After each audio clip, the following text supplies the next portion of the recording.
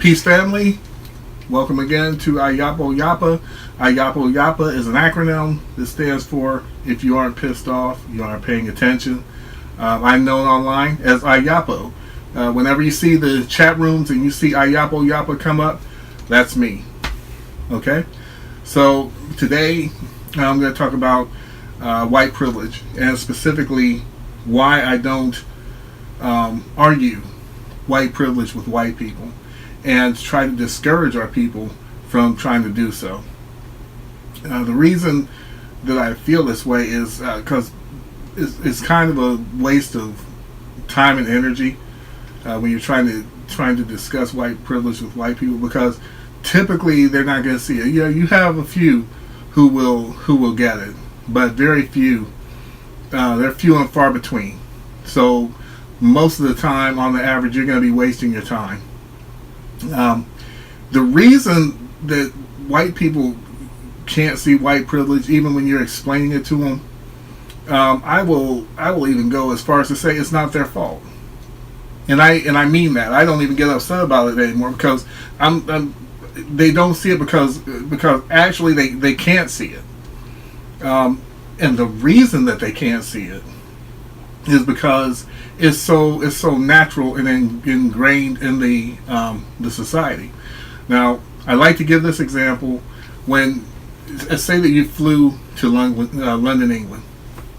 You get there and you're walking down the street and you stop a British person on the street who is British, born and raised there all their life, they're British, and you ask that person if they have an accent, and you know what they're going to say? An accent? Why certainly not. Is what they're going to say. And the thing is because to them they don't. They were born in it. They were raised in it. They're saturated by it. That when they turn on the television, that's what they see. That's what they hear, rather. When they're listening to the radio, that's what they hear. They go to the store, they go to school. Everything they do is that accent. And the thing is that to them, and rightly so, they don't have an accent. So in imagine now that you try to get them to hear their own accent. They can't. Do you even realize how hard that would be to do? Now they can hear your accent, of course, and you can definitely hear theirs, but they're not going to hear their own accent because it's just so natural and so part of their society, and they are part of that society. So when it comes to white people in America, a country that everything was basically built for, I didn't say built by, I'm saying built for, and then you're born into it, you're raised in it, you're saturated by it, you go to school and you learn it. How in the heck can you see? How in the heck can you see it? You can't see it. And all the talking in the world, all the examples in the world, aren't going to make them be able to see it. Now there will be some who will say, to that British person, you have an accent. So how do you know that black people actually don't have privilege and white people do? Well, here's the thing. And I figured this out some years ago too. One of the easiest ways, and I'm talking to my black family now. One of the easiest ways to see that white people have privilege in this society. I mean, we already see it. I mean, real clear. But one of the really tangible ways of knowing it is to just look at the laws. I'm going to pose you a question. 50 years ago, were there laws against cyber stalking? No, there were not. Are there laws against cyber stalking now? Yes, there are. Why is that? It's because there was not proliferation of technology the way that it was, the way it is now, 50 years ago, where everybody's just connected. And now you get these cyber stalkers. So they had to create laws against it. But there weren't any laws 50 years ago because there were no need for them. So a law, okay, all laws are predicated upon the need for that law. If there's no need for the law, then there's no law. Okay, I said all that to say this. When it comes to black people, now this is one of the ways that white people say that black people have privilege, because we'll have like the Voting Rights Act, we have affirmative action that mostly white women get, but it was created for us. Fair Housing Commission, and all these different programs to help black people, right? And laws put in place so that black people get fair treatment. All right. So they will use that and say, see, that proves that you have privilege. Actually, it kind of doesn't. It proves the opposite. In other words, going back to a law is predicated upon the necessity of that law. Okay? Show me one law. One. And I'm not talking about law that's for everybody, in a blanket way as far as fairness. I defy any white person to show me one law, one, that was created to protect white people from mistreatment in the United States by any other race. And just like they say on court TV and all this different stuff, you never ask a question that you don't know the answer to. I already know the answer to it. There are none. And you know why? Because there's no need for one. You can find plenty of laws on the books that were set in place to keep black people from getting treated like crap. You can find plenty of them. So what's it saying when you live in a society where you have to have laws just to make sure that you're treated right?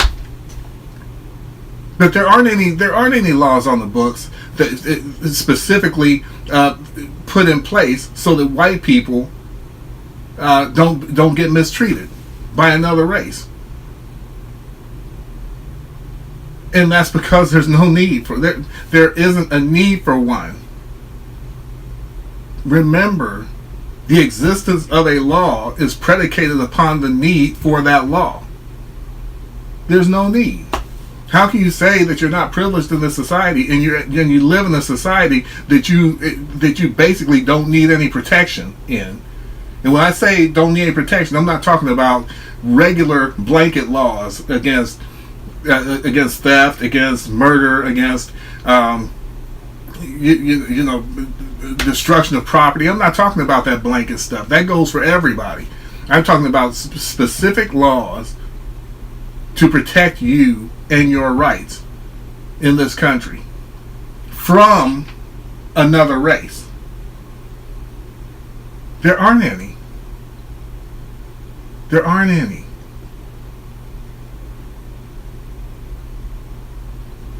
But again, and this is back to my family.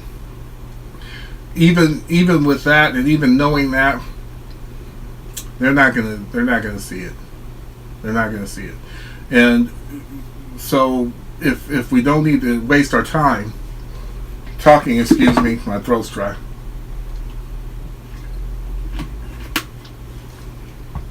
So if we don't need to waste our time talking to white people about white privilege, then what do? Well, to be honest, if someone comes up to me and they really truly seem like they want to be educated about, I'll take the time, because if a person's open to learn something, then they can learn something. That goes for anybody. But this stuff about going to rallies and marches and arguing with people in the street, don't do that. Don't do that. As our people, we have so many better places to put our energy and to focus our resources.